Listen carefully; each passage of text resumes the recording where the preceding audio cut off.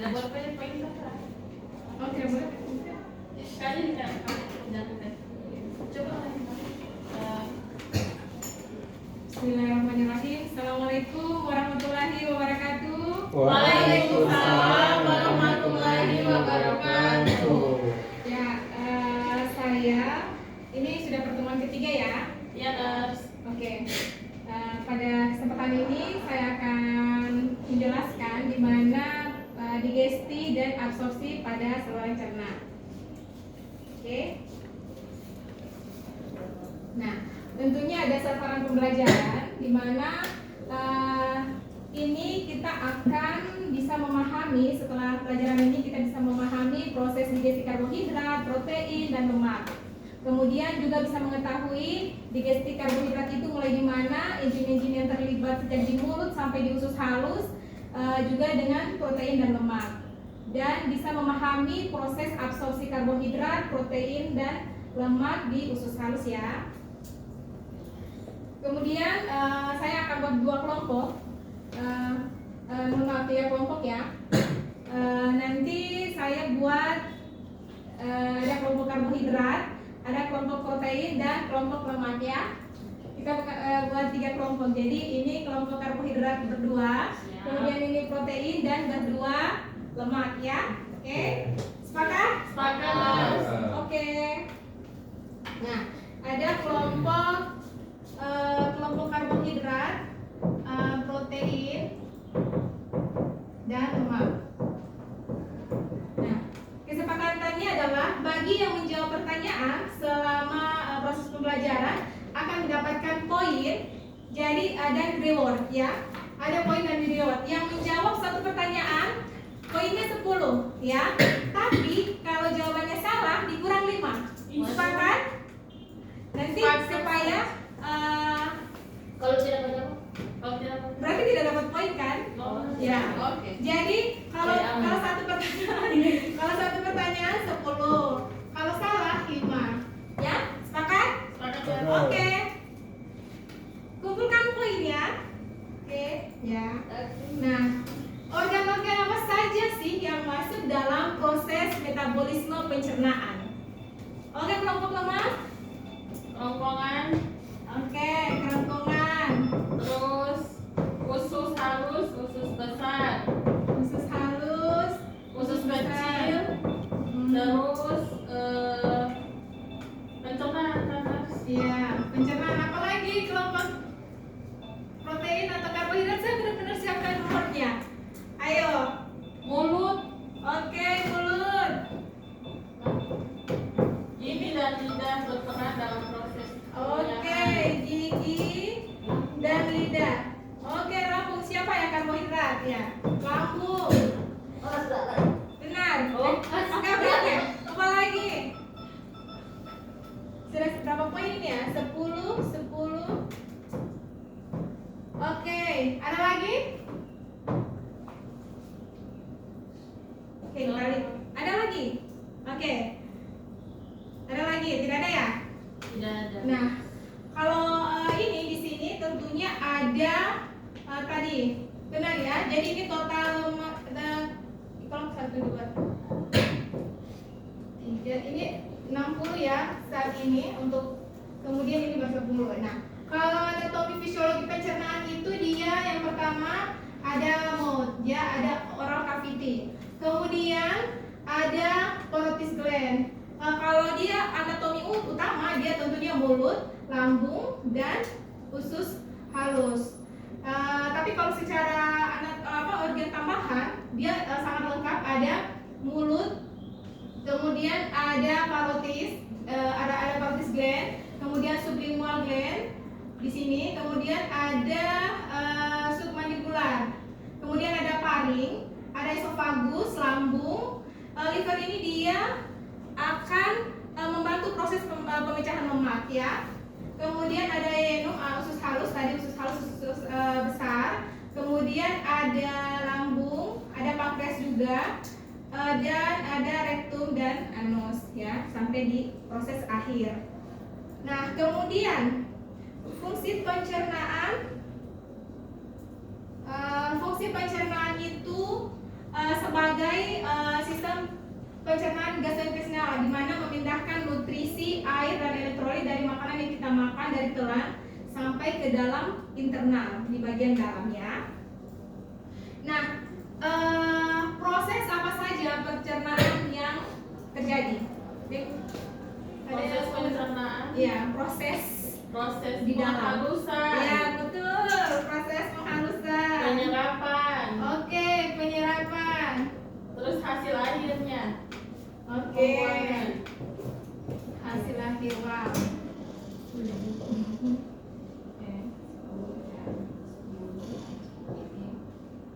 Oke ya. Posisi 80 poin untuk kelompok lemah. Nah, kita lihat ya. Apa saja sih proses dasar pencernaan? Yang pertama tadi, motilitas, di mana pergerakan mendorong dan mencampurkan makanan. Kemudian tadi ada sekresi, ada enzim, hormon dan mukus cairan. Kemudian ada digesti.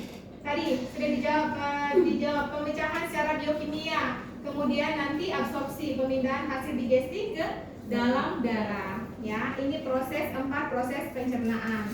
Nah, selanjutnya, karbohidrat ini apa saja sih makanan yang masuk dalam karbohidrat? Seperti apa sih makanan sehari-hari yang bisa kita makan? Nasi, Oke, kentang, nasi. jagung, Oke, masuk. Apa lagi? kacang-kacangan masuk nggak?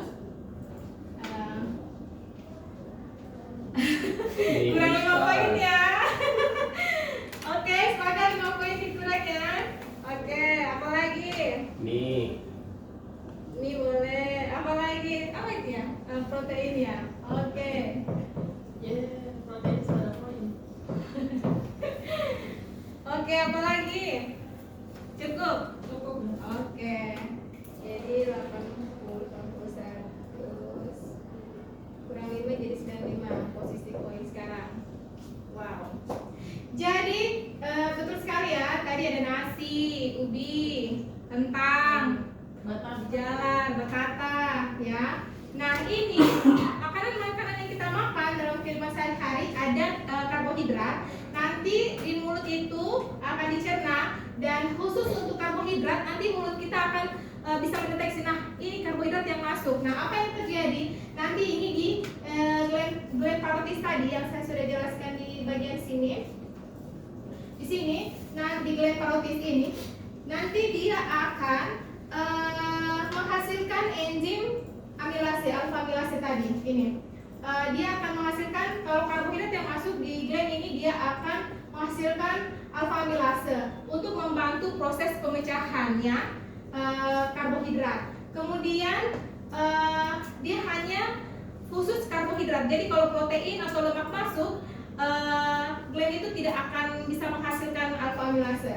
Kemudian sudah masuk di lambung. Nah, di lambung ini tentunya enzim ini akan rusak.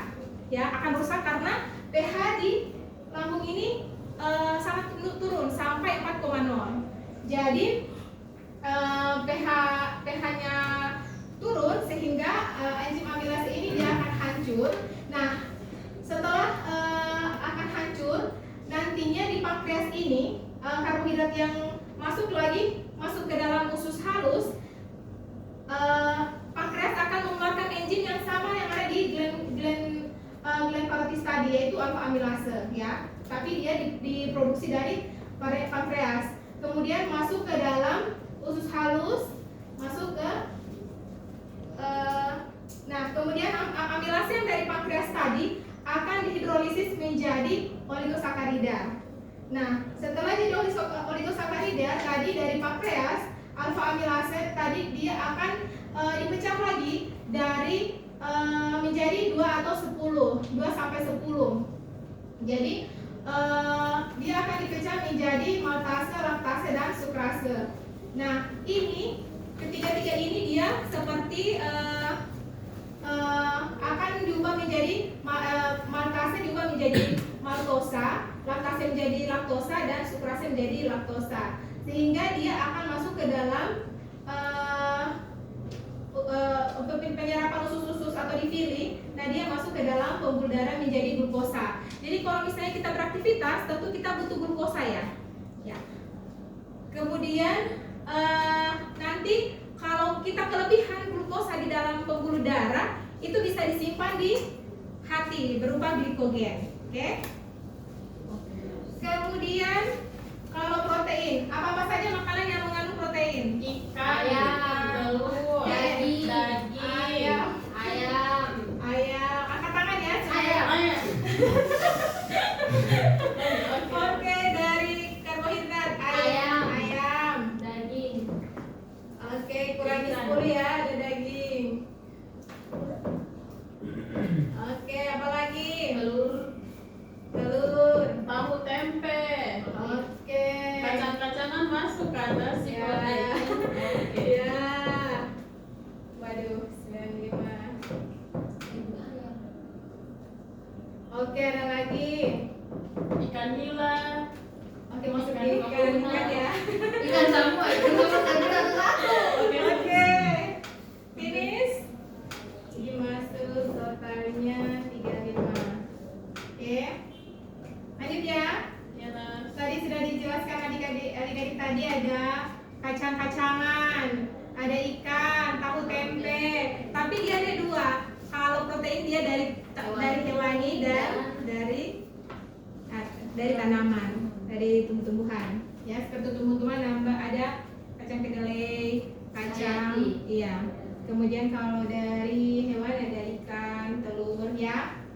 Nah, kemudian kalau proses ikan yang kita makan di dalam mulut, ikan yang kita makan dalam kandungan protein, nanti kalau tadi karbohidrat ada apa? Ada enzim apa? Amilase. Ya, ada enzim amilase. Nah, kalau di protein ini tidak ada enzim yang ada di mulut. Jadi kalau protein masuk di dalam mulut, ya dia cuma untuk proses penghalusan. Iya, tidak ada enzim yang membantu proses pemecahan secara unsur di dalam mulut. Jadi kalau protein masuk dia cuma untuk penghalusan, kemudian masuk ke dalam esofagus, kemudian masuk di lambung. Nah, di lambung ini dia ada namanya HCl. Nah, di sini ada enzim pepsinogen berikatan dengan HCl, dia akan membantu proses pemecahan dari ini. Kalau pepsinogen ini dihasilkan dari sel chief, tapi kalau HCl dihasilkan dari sel parietal. Nah, ini dari pepsinogen akan berikatan dengan dibantu oleh HCl diubah menjadi pepsin. Nah, ini akan membantu proses pemecahan protein. Nah, kemudian masuk di lambung, masuk khususnya di duodenum, ini akan keluar enzim tripsinogen, kemotripsinogen dan prokarbopeptidase. Nah, ini nanti kalau protein masuk di dalam usus, nanti ada namanya enzim enterokinase. Nah, enzim enterokinase ini, jadi kalau protein sudah masuk di dalam usus dari lambung, nanti ada enzim enterokinase ini akan mengubah tadi tripsinogen menjadi tripsin, kemotripsinogen menjadi kemotripsin, kemudian diubah menjadi lebih sederhana lagi, prokarbopeptidase menjadi karbosipeptidase. Nah, ketiga ini akan dihidrolisis menjadi lebih sederhana lagi sehingga bisa masuk di dalam pembuluh darah menjadi dipeptidase, dan yang paling kecil adalah asam amino sehingga masuk ke dalam pembuluh darah untuk bisa digunakan. Kemudian proses digesti lemak, apa saja yang masuk pada lemak? Ya, apa saja? Lemak jenuh, Makanan. makanan. Iya. Minyak goreng. Oke. Minyak goreng-gorengan ya. Iya. Apalagi? Ayam goreng bagi-bagi. Masuk. Oke. Jadi itu ya. 145. Oke. Jadi kalau proses digesti lemak ini dia ada dua, ada eksogen sama endogen, atau dia namanya LDL atau lemak jahat orang bilang kalau makan gorengan, low density lipoprotein. Tapi kalau HDL atau orang bilang lemak baik, high density lipoprotein, dia reservoir kolesterol transport pathway. Kemudian kalau eksogen ini ya, seperti santan, ini termasuk apa? LDL ya, karena lemak jahat, santan yang sudah dipanaskan. Jadi kalau goreng-gorengan yang kita makan, dia akan dipecah menjadi dua, trigliserida dan kolesterol. Nah, trigliserida ini dia akan diubah menjadi asam lemak bebas atau FFA. Kemudian nanti diubah menjadi trigliserida ditambah dengan fosfolipid atau protein diubah menjadi glomikron. Nah, ini terjadi di usus. Nah, glomikron ini jadi kalau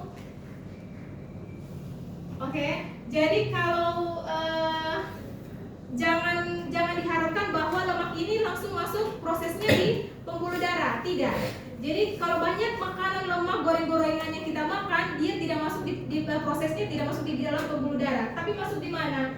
Di limfa. Jadi kalau ada limfa. Jadi kalau ini jantung, ini pembuluh darah besar. Jadi kalau pembuluh darah di sini sistem peredaran darah, nanti kalau lemak itu dia hanya khusus di limfa. Tapi tentu dia akan masuk lagi di vena cava superior. Nanti tetap masuk di dalam proses pembuluh darah, ya.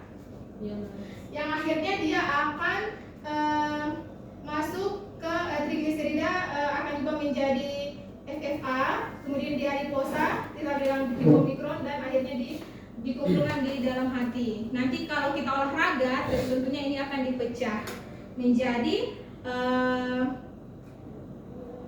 ATP atau karbohidrat, ya.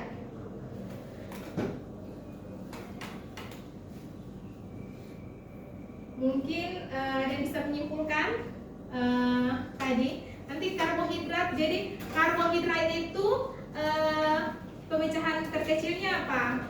Tadi karbohidrat menjadi glukosa untuk bisa dimasuk dalam pembuluh darah. Kemudian apa lagi? Kalau protein menjadi asam amino. Kemudian untuk lemak menjadi asam lemak. Ya. Oke, ada pertanyaan? Ada. Oh, jadi Oke tuh, sebut ya. Ada pertanyaan, silahkan. Jadi terima kasih Ners atas waktunya. Singkat saja dari saya mungkin. Siap. Lebih ke apa dampak dari kita yang terlalu sering ya makan goreng-gorengan, dari sisi kesehatannya itu seperti apa? Iya, terima kasih ya. Nanti apa yang terjadi di dalam pembuluh darah? Nanti kita makan goreng-gorengannya. Nanti ini pembuluh darah misal. Jadi kalau ada penumpukan semacam lemak, jadi tentu pembuluh darah akan ada plak. Ya. Jadi kalau jantung kita akan memompa, pembuluh darah akan terhambat dengan plak. Kalau kita tidak ini. Jadi orang-orang bilang tekanan darah tinggi. Jadi jantung itu berusaha untuk memompa. Jadi apa faktornya? Karena ada plak dalam pembuluh darah. Jadi kalau kita bisa olahraga akan mengurangi plak. Jadi kalau kita olahraga mengontrol makanan, kalau misalnya juga bagus, kalau ada waktu saya bisa jelaskan ini. Nanti kita bisa konsumsi makanan yang HDL, high lipoprotein. Apa itu? Yaitu ada kacang kedelai untuk bisa memfagositosis. Nanti ini difagosit. Nanti HDL sama LDL itu akan berkelahi atau berantem. Tapi kalau jadi LDL itu bisa dia makan oleh HDL. Nah itu baik. Jadi kalau kita rasa pusing, kita bisa konsumsi makanan yang banyak mengandung kolesterol baik. Kacang ada apa? Kalau orang bilang ini Billy Benekol dibarengi dengan olahraga juga. Itu Benekol itu kandungan kolesterol baik. Kalau ya, oke. Ada lagi? Ada ya? Finish ya. Jadi kita sepakat yang menang adalah kelompok lemak. Untuk rewardnya ada ya. Saya benar-benar siapkan rewardnya. Ada. Semoga